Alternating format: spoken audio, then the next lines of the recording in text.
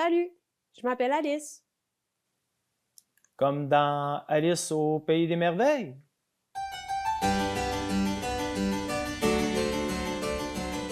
Non, plus comme Alice au pays de la culture et de la citoyenneté québécoise. Salut Robbie. Salut tout le monde! Robbie est plutôt énergique, donc ne vous surprenez pas de son enthousiasme à attirer l'attention. Salut! Salut! Salut!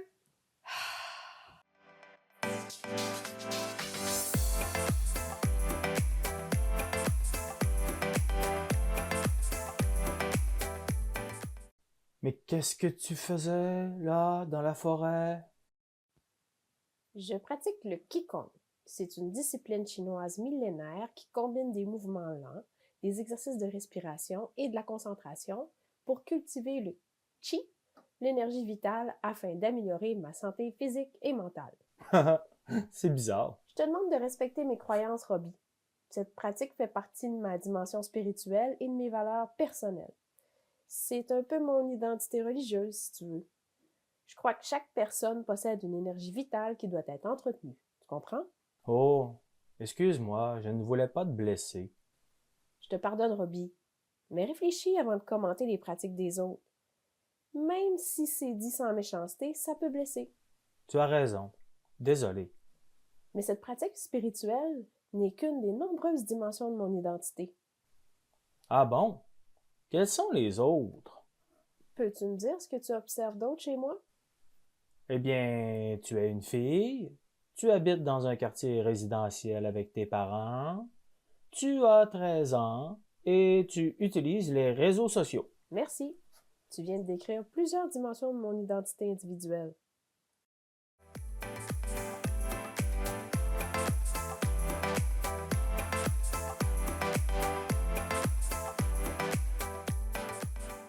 En effet, à ma naissance, les professionnels de la santé ont observé mes organes génitaux externes et m'ont assigné le sexe féminin. Robbie, on est en première secondaire maintenant. On peut parler de ces sujets avec maturité. OK, désolé. C'est juste que c'est nouveau pour moi. Bon, donc, on m'a assigné le sexe féminin à la naissance et aujourd'hui, je me sens toujours fille.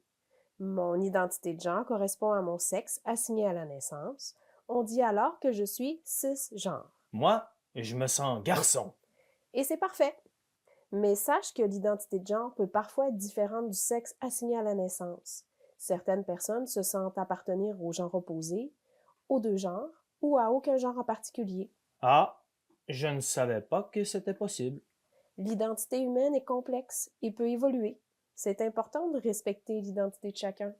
On en apprend tous les jours.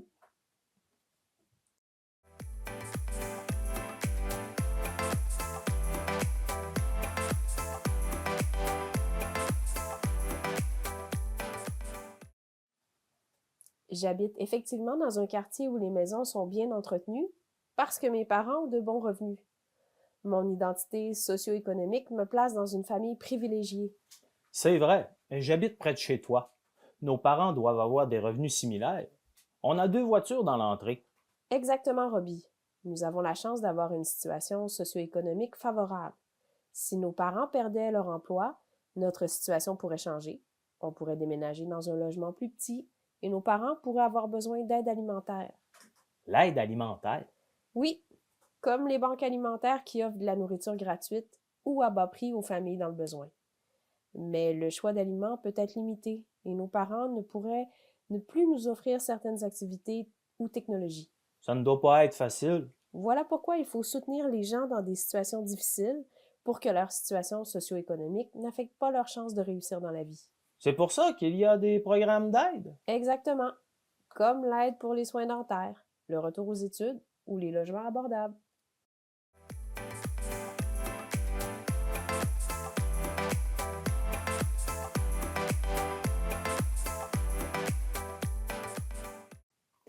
C'est intéressant, mais on n'a que 13 ans quand même. On pourrait aller sur TikTok maintenant. On a bien expliqué les dimensions de l'identité aux élèves. Robbie, s'amuser, c'est important, mais pour développer toutes les dimensions de notre identité, il faut aussi s'investir à l'école. En mathématiques, je pourrais découvrir mes aptitudes scientifiques.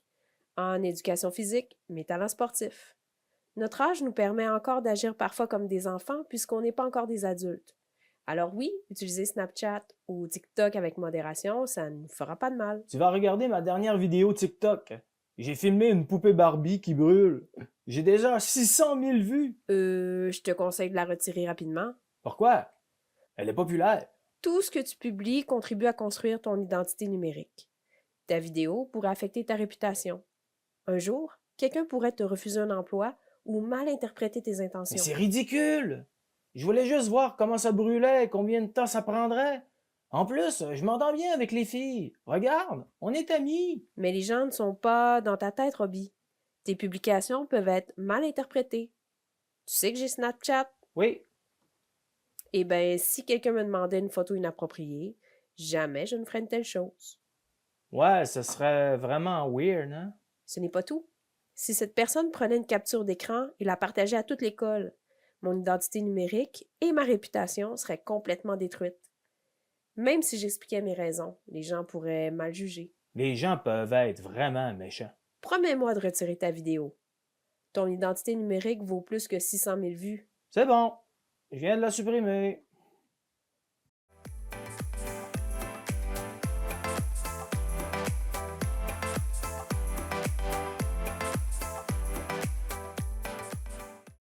Merci, Robbie.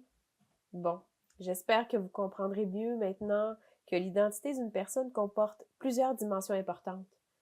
À la prochaine! Tu penses que je pourrais faire une vidéo de moi en train de... Ah non!